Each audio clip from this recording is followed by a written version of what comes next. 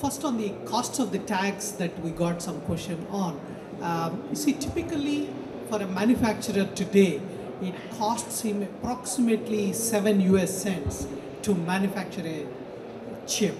So he will not be able to sell it out below that price. There was one company which announced they will sell it at around 11 or 12 cents, and for every 100,000 tags they're selling, they're losing substantial amount. So the more you sell, the more loss you make. Yeah.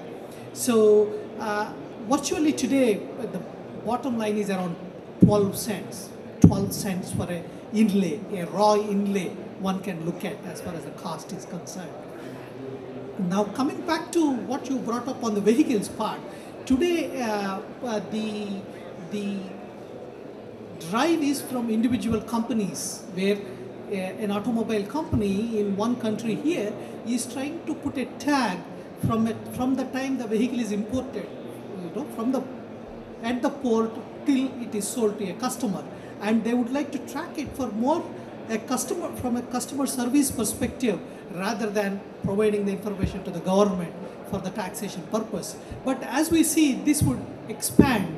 Okay, I think government would soon realize that you need not really have to have an expensive e-plate kind of $50 tag to do something, but you can still do it at much lesser price by applying improved processes and investing in those processes.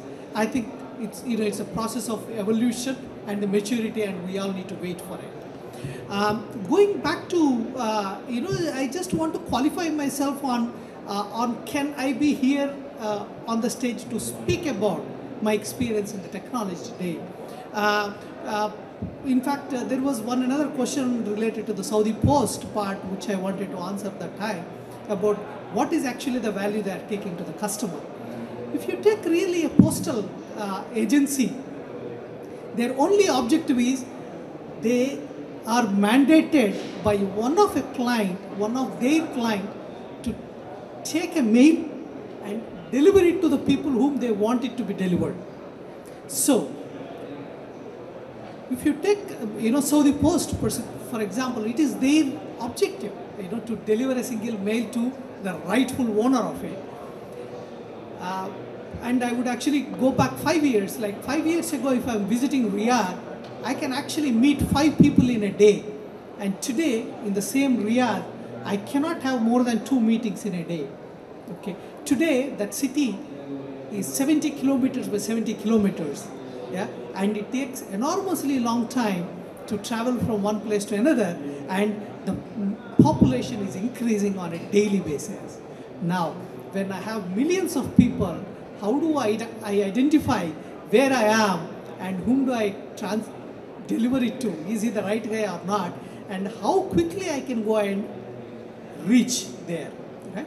So today, if you see the project of deployment, yeah, it's all about knowing who is where. It is an address system project. Okay? And the amount of effort that went in to build that address database is phenomenal. And TrackIT had been fortunate enough to be one of those initial brains behind in designing that complete address coding system. And Saudi Post is the only postal authority in the entire world, I can say, where by looking at a code, they can say exactly where that particular person lives. There is no other country which implemented that address coding system, right? And how efficiently a mail parcel is tracked within their system is also a quality measurement and monitoring system, which we have piloted between Saudi Post, Qatar Post and Emirates Post. And based on that pilot, today UPU is moving to passive RFID systems while still working with the legacy active RFID systems. So now today, the whole Saudi Post operations, RFID is just less than 5% of their entire deployment. And that is close to 2.5 million RFID tags, and TrackIT is also the company which has supplied those 2.5 million RFID tags. So we do understand about the project, the magnitude of the project, and at the end, it is less than 5% that the technology that actually helps to deliver a business process. So, bottom line, single line to close that topic, to move on to what I am supposed to speak to, is delivering the mail to the rightful owner when the volumes increase. RFID technology would actually enable the organization to function at the same efficiency or higher efficiency levels when the volumes increase. I think that is what Saudi Post tried to do. Now, coming to where what I am mandated to speak is about enhancing asset tracking services for improving the delivery and reducing the costs. And I just wanted to add one additional word there. It is fixed assets tracking, where I would like to restrict my conversation to the fixed assets part, because asset word can be, given to quite a few items, let me put it that way. Could be an inventory assets, or it could be apparel, whatever. Now, for an organization, when you talk about a full set of fixed assets which they own, they are expected to have an asset registry. Okay, and if they do not have that asset registry in an accurate form, the impact it will have directly on the profit and loss and their balance sheet. And they also need to maintain that registry accurately from time to time. And one needs to know where that asset is at any given point of time, and who is the custodian of that asset, and what is the working condition of the asset. I get a call last week, and they say they have 27,000 assets, and they have to give a contract to a third-party agency to maintain all their assets for the HVAC equipment, air conditioning, etc., etc. And they do not know how many of those assets they have out of the 27,000 they have. How can they issue an annual maintenance contract? Now, as per their registry, if they have 20,000 and they issue maintenance contract for 27,000, they are straight away losing the money on 7,000 assets, right? Similarly, one of the challenges the same customer had is, I do have them lying outside. How do I tag them? If I put a barcode, after 6 months I go, I cannot read it again. And I leave it with a serial number, I cannot go and read it after 6 months. Now, I did a better way to tag, right? And what number I put on the particular tag, okay? By knowing it, I should know from whom I bought it, yeah? So that I can go back and see if the warranty exists on that particular asset, right? I also want to do asset audit, so the tag should be functioning if I go after 1 year, right? And the asset is moving, say, from one construction site to another construction site. How do I handle that? Yeah. Now, coming from an IT perspective, how my IT is managing those assets? Like, are they using multiple Excel sheets to keep that information? Or is it integrated with my backend ERP? Right? So, the challenges are many and many. And going back to the first question that comes to everyone's mind, whether I use barcode or I use RFID, right? And I'm sure everyone would have gone through this comparison, but I'll quickly go through that once more. Main difference is the information is static on a barcode, and if the barcode is soiled or is damaged, it cannot be read. And whereas RFID doesn't require line of sight, you can read multiple at a time, and it can be I could say weatherproof in simplistic terms. Now, is this the only advantage? But one thing that would miss everyone's attention is RFID adoption in the system significantly improves processes. Okay, process modification, process updation is the one which would bring the major change into the system, and that's clearly visible when people actually adopt RFID for asset tracking. If one would really see the life cycle in the asset management, a vendor is involved with an organization at the time an asset is ordered and it is shipped to the organization, or it is returned to him either as a damage or it is sent to him for repair. And whereas the customer is involved in receiving the asset, installing it, and before that storing the asset, and then retiring the asset, and in the end disposing it off. Now at every stage there are multiple processes and people who are involved, and this is where RFID can significantly enhance every process. If I come to costs of it, yeah, it will not take more than 5 minutes, right? So, oh, okay. Right. So, please don't trouble yourself. It's not a lot of mathematics about. Okay, it's about time it takes to receive and the cost associated with it. Same thing, if they do a mistake, how much it will cost them to correct that mistake. Okay, in terms of time and money. But I'll make it much more easier.